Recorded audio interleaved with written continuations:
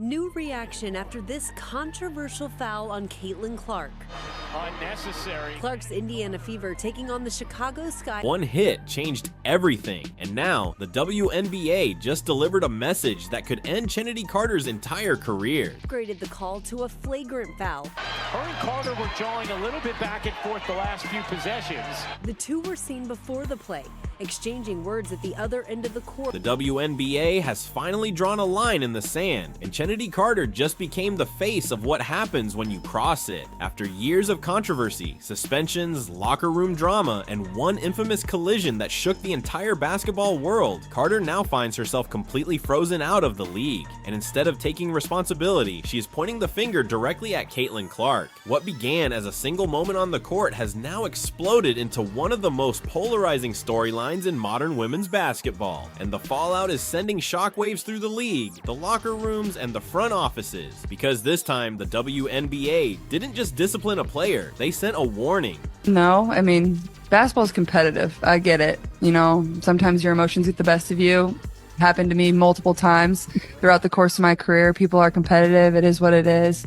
And she's had June 1st. Or 2024 started like any other night in Indiana. Gainbridge Fieldhouse was packed. The energy was electric. Fever fans were buzzing to watch Caitlin Clark continue her historic rookie season. Cameras were locked in. The crowd was loud. The stage was set, but nobody expected the moment that would follow. The game itself was intense. Both teams were battling. The tempo was fast. Clark was doing what she always does, creating space, threading impossible passes, and hitting shots that made defenders freeze. Every possession felt charged. Then, without warning, the moment arrived. A loose ball and a dead play. And suddenly, Chennedy Carter stepped directly into Caitlin Clark's path and delivered a brutal hip check that sent her crashing to the floor.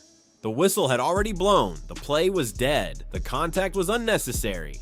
The force was undeniable. and she's having a tremendous season. She's played great basketball in my eyes, probably in first place for 6th player of the year. She's been great off the bench for them. I think she had 25 here last night and really helped them win the game. The arena went silent. Fans stared in disbelief. Teammates rushed over. Clark lay on the floor, stunned, processing what had just happened. Replay after replay made it worse. This wasn't aggressive defense. This wasn't competitive physicality. This was a deliberate, targeted hit away from the ball, and everyone knew it. Officials initially ruled it a common foul, but after review, it was upgraded to a flagrant. The league labeled it unnecessary and excessive, but the real damage came afterward. When reporters approached Carter postgame, hoping for accountability or explanation, what they got instead shocked everyone. She refused to answer questions, she dismissed the incident, she cut off interviews, she brushed off the moment as nothing, and most controversially, she wouldn't even say Clark's name. Now hold on and don't forget to smash that subscribe button. Hit like because the reaction online was instant and explosive. Fans saw arrogance. It's just basketball at the end of the day.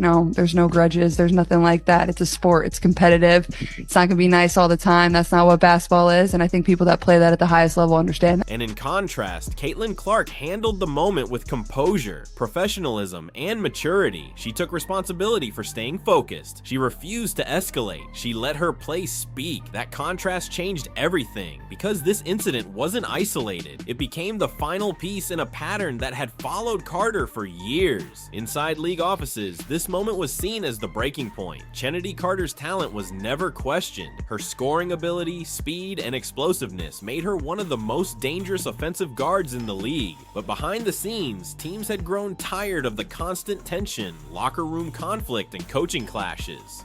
Her professional history painted a troubling picture. In Atlanta, she was suspended for conduct detrimental to the team. Coaches and teammates reportedly struggled with her attitude and refusal to accept structure. In Los Angeles, the situation repeated itself. The Sparks tried to offer a fresh start. Instead, they ended up benching and eventually waiving her due to ongoing behavioral issues. Chicago became her last chance, and for a moment, it looked like redemption. Carter averaged career-high numbers, becoming one of the team's leading scorers. On paper, she was thriving, but behind closed doors, the same problems resurfaced. Tension, attitude clashes, team chemistry issues. Front offices across the league were watching. They saw the production, but they also saw the risk. And when the contract ended, Chicago made their decision loud and clear. No qualifying offer, no extension. on no second chance. Then something unprecedented happened. Training camps approached, rosters filled, contracts were signed, but Chennedy Carter's phone stayed silent. League insiders confirmed that multiple general managers privately agreed she wasn't worth the instability she brought into locker rooms. Talent could no longer outweigh toxicity. That silence became the loudest message of all. Soon after, Carter signed overseas, confirming what many feared. Her WNBA chapter was over, and then came the interview that reignited everything. Instead of showing growth, reflection, or accountability, Carter chose to rewrite history. She framed the hit on Clark as simple basketball competitiveness. She minimized the contact. She dismissed the league's ruling. She painted herself as a victim of media bias. But the footage didn't lie, and fans weren't buying it. Social media erupted, comment sections filled with disbelief. Basketball analysts dissected her statements and highlighted the contradictions. Former players called out her lack of accountability, because accountability is the currency of longevity in professional sports, and Carter understood none of it. Instead, she leaned into deflection. She blamed narratives. She blamed media framing. She implied that Clark's popularity created the backlash. That move backfired spectacularly. In the game. So no, and that's just not where my focus is. That's not what I think about on a day-to-day basis. I think about my team. I think about ways that I can get better. What Carter failed to realize is that Caitlin Clark isn't just a player. She represents the future of the league. She brings record-breaking ratings. She drives ticket sales. She attracts global attention. She introduces millions of new fans to women's basketball. Targeting her, then dismissing responsibility, was a catastrophic miscalculation. League executives saw it as a direct threat to the sport's growth, and that's where the real shift occurred. The WNBA is no longer operating in survival mode.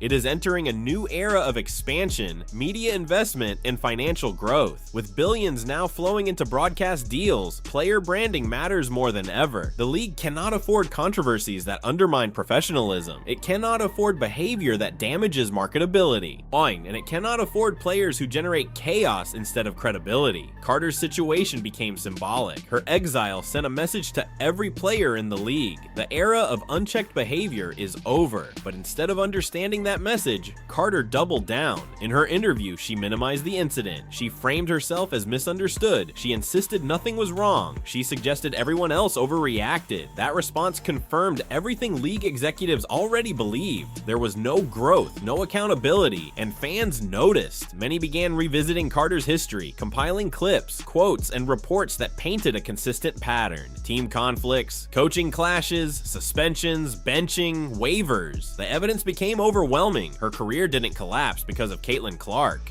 And it collapsed because of repeated self-inflicted damage. Meanwhile, Clark continued rising. Her poise, her professionalism, her leadership, her ability to handle pressure with grace.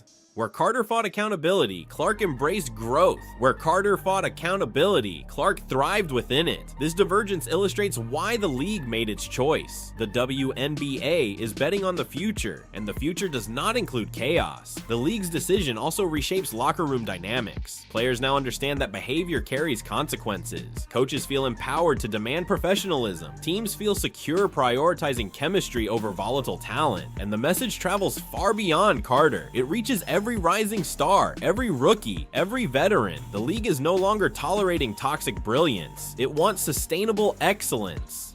But perhaps the most shocking part of this saga is Carter's refusal to accept reality. Even after being frozen out of the WNBA, she continues to frame herself as wronged. She continues to deflect. She continues to avoid introspection. That mindset ensures that her exile may not be temporary, because redemption requires accountability, and accountability requires humility. Neither has appeared. Her move overseas may keep her playing, but it confirms her fall from the world's top women's basketball league. For a 26-year-old player with elite scoring ability, that reality is devastating. Yet instead of reflection, she chose resentment. And in doing so, she only strengthened the league's resolve. The WNBA is no longer fighting for relevance. It is protecting its brand, and Caitlin Clark now stands at the center of that future.